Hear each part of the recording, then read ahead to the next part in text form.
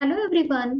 या व्हिडिओमध्ये आपण इयत्ता 6वी भूगोल पाठ क्रमांक 2 धडा दुसरा भारतीय भूगोलाचा इतिहास यामधील स्वाध्यायाचे प्रश्न उत्तर आपण बघणार आहोत. प्रश्न क्रमांक अ. खालील संकल्पना चित्र पूर्ण करा. तर इथे प्राचीन द्वीप विचारलेले आहेत. मग हे आपण इथे आन्सर लिहिलेले आहेत. कुशद्वीप, लक्षद्वीप, जम्बूद्वीप, क्रौंचद्वीप, शाकद्वीप, पुष्करद्वीप, शाल्मली द्वीप. प्रश्न क्रमांक 2. प्राचीन भौगोलिक संकल्पना. इथे या 3 संकल्पना ऑलरेडी लिहिलेल्या आहेत. 3 संकल्पना तुम्हाला लिहायच्या आहेत.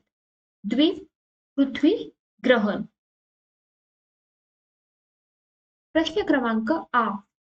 कंसातील योग्य शब्द निवडून खालील विधान पूर्ण करा. पुष्कर, आशिया, पृथ्वी हे शब्द तुम्हाला योग्य जागी लिहायचे आहेत. जम्बूद्वीपाचा आशिया खंडात सर्वात जास्त भाग आहे. कमळ पुष्पांनी युक्त सरोवरचा भाग म्हणजे पुष्कर द्वीप होय. चंद्रग्रहणात पृथ्वीची छाया चंद्रावर पडते. प्रश्न क्रमांक ई. गटातील वेगळा घटक ओळखा. तर पहिल्या याच्यात लक्षद्वीप हा वेगळा घटक आहे. दुसऱ्या प्रश्नामध्ये चंद्रयान हा वेगळा घटक आहे. प्रश्न क्रमांक ई. ओळखा पाहू मी कोण. जांभूळ वृक्ष विपुल असणारा भूभाग जम्बूद्वीप. मोठा पाणपक्षी किंवा क्रौंच पर्वताचा भूभाग क्रौंचद्वीप. प्रश्न क्रमांक 3. कुश गवताचा भूभाग कुशद्वीप. 4.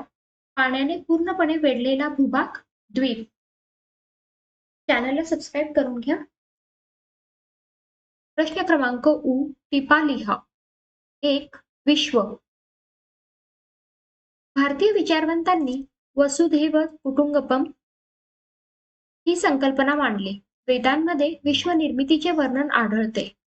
पुराणांमध्ये विश्वाला भयंतर असे संबोधले आहे. आधुनिक विज्ञानानुसार विश्वाची निर्मिती बिग बँग सिद्धांतानुसार झाली. 2. पृथ्वी. प्राचीन भारतीयांना पृथ्वी वक्राकार असल्याची कल्पना होती. पृथ्वीचा व्यास सुमारे 13,000 किलोमीटर असल्याचा उल्लेख आढळतो. पृथ्वीला सप्तद्वीप असे म्हटलेच आहे. 4 समुद्राचा उल्लेख प्राचीन ग्रंथात आहे. 3. द्वीप. पाण्याने सर्व बाजूंनी वेढलेला भूभाग म्हणजे द्वीप. प्राचीन भारतीयांनी 7 द्वीपांची संकल्पना मांडली. 7 द्वीपे जम्बूद्वीप, लक्षद्वीप, शाल्मली द्वीप, कुशरद्वीप, क्रौंचद्वीप, शाकद्वीप आणि पुष्करद्वीप. जम्बूद्वीपात भारतवर्षाचा समावेश असल्याचे वर्णन आहे. 4. ग्रहण. पृथ्वीची छाया चंद्रावर पडल्यास चंद्रग्रहण होते. पृथ्वी गोलाकार असल्याचे ज्ञान प्राचीन भारतीयांना ग्रहणावरून होते. ग्रहणासाठी ग्रहण स्पर्श, खग्रास, खंडग्रास, मोक्ष अशा संज्ञा वापरल्या जात. प्राचीन भारतीय ग्रहणाची अचूक वेळ सांगू शकत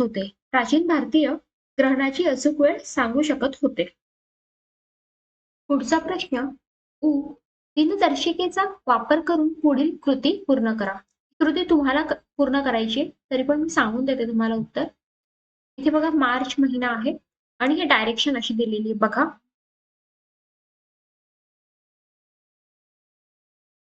इथे एप्रिल, मे, जून, जुलै, August, September, October, November, December, जानेवारी, फेब्रुवारी, मार्च हे महिने लिहायचे आहेत. आणि इथे मराठी महिने चैत्र, वैशाख, ज्येष्ठ, आषाढ, श्रावण, भाद्रपद, आश्विन, कार्तिक, मार्गशीर्ष, पौष, माघ, फाल्गुन. आणि इथे हेमंत, शिशिर, वसंत हे ऋतू लिहायचे आहेत आणि कोणते सण कधी येतात हे तुम्हाला लिहायचं आहे. पुढील प्रश्न. आकृती क्रमांक 2.2 प्राचीन द्वीप नकाशाचे निरीक्षण करून खालील प्रश्नांची उत्तरे लिहा. 1. आफ्रिका खंडात कोणकोणत्या द्वीपांचा समावेश होतो. शाल्मली द्वीप आणि लक्षद्वीप. भारताचा भाग कोणत्या प्राचीन द्वीपांशी संबंधित आहे? जंबूद्वीप. पूर्वेकडील भूभागाचा समावेश कोणत्या द्वीपात होतो? पुष्कर द्वीप. प्रश्न क्रमांक 1 हा शेवटचा प्रश्न आहे. चॅनलला सबस्क्राईब करून घ्या. अचूक पर्याय ओळखा. ग्रहणाच्या निरीक्षणातून प्राचीन भारतीयांना कोणती गोष्ट समजली? इथे 4 पर्याय दिलेले आहेत. तर ड हा पर्याय योग्य आहे. पृथ्वी आणि इतर खगोलीय वस्तूंची स्थिती. दुसरा प्रश्न, दिशा ओळखण्यासाठी कोणते निरीक्षण उपयुक्त पडतात? पर्याय क्रमांक ब हे उत्तर बरोबर आहे, सूर्योदय. शेवटचा प्रश्न, जंबूद्वीप म्हणजे काय? मोठा भूभाग. पर्याय क्रमांक ब. Thank you so much. Subscribe the channel and like the video.